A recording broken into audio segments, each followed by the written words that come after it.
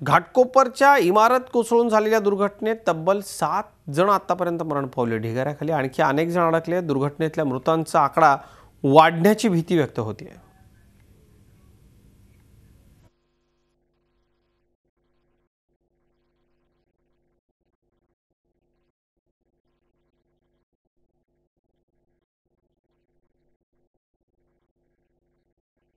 हा आक्रोश सुरू आहे तो घाटकोपरच्या नागरिकांचा।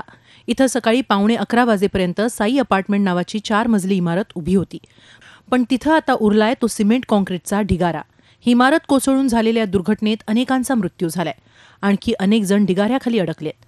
त्यांना बाहेर काढण्यासाठी युद्धपातळीवर प्रयत्न सुरू आहेत। मदत कार्य करणाऱ्यांनी अनेकांचा जीव वाचवला।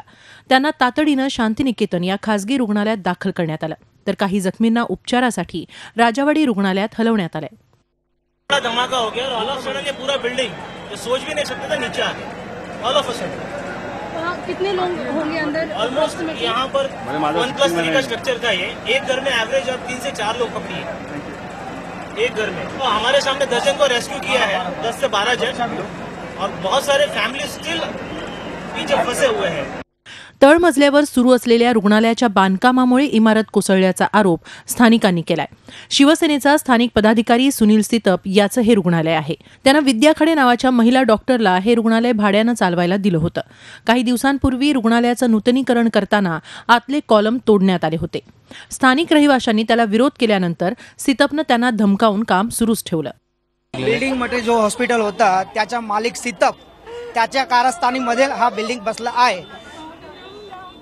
काय झालं पण कशामुळे? तो तिथे नीचे काम करत असता। पुरा त्याने बिल्डिंगचे जो भी स्तंभ असतात पायदान ज्या तुम्ही म्हणतात त्या पुरा पिलर पुरा काढला होता। त्यामधून हा कारस्थान झाला आहे। अच्छा त्याला फाशी नाही, कुत्तेची मौत मरावा हवे। शिवसेना के उम्मीदवार यहाँ पे सुनील सितप है, जिनकी ये प्रॉपर्टी थी। ग्राउंड फ्लोर में उनकी हॉस्पिटल वो चला रहे थे और हॉस्पिटल चलाने के बाद आज वो गेस्ट हाउस चलाने जा रहे थे। तो ये सारी जिम्मेदारी सुनील सितप की है। उनके ऊपर मनुष्यवध का केस होना चाहिए, उनको अरेस्ट करना चाहिए, से हमारी मांग है। ही इमारत धोकादायक नसल्याची माहिती गृहनिर्माण मंत्री प्रकाश मेहता यांनी दिली। के बारे में स्पेसिफिक तो नहीं बोल सकते, लेकिन डिलीवेट कंडीशन नहीं था, इनको कोई नोटिस नहीं थी। ग्राउंड फ्लोर पे हॉस्पिटल थी। लोग कहते हैं कि उनका रिनोवेशन चल रहा था। अब वो रिनोवेशन में कुछ अगर उस प्रकार का हुआ है क्या कि जिसके कारण ये बिल्डिंग सडनली कोलॅप्स हुई। आतमध्ये अडकलेले आहेत त्यांना वाचवण्याला अग्रक्रम आहे, तो महत्त्वाचा विषय आहे। आणि म्हणून जी घटना घडली आहे, इमारत कोसळली आहे, ती दुर्दैवी आहे। काम चल रहा था बिना परमिशन के चल रहा था। इसके त्याची संपूर्ण चौकशी केली जाईल आणि कोणीही असू दे, जर दोषी असेल त्याच्यावर कडक कारवाई केली जाईल। मुंबईत हलगर्जीपणामुळे इमारत कोसळल्याची ही काही पहिली घटना नाही। अशा दुर्घटना दरवर्षी घडतात। फक्त इमारतींची नावं बदलतात आणि बळींचीही।